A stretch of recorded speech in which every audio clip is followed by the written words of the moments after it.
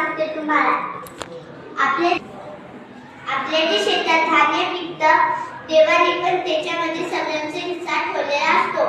प्राणी, पक्षी, उंदीर हे वगैरे खाल्ल्यानंतर आपलं उरलेले धान्य आपण घरी आणतो.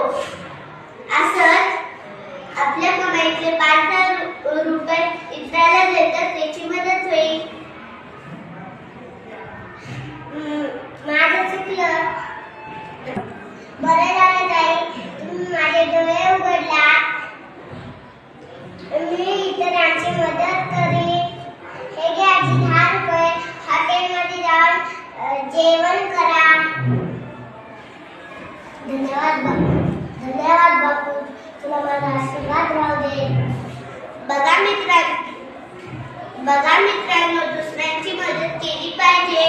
धन्यवाद.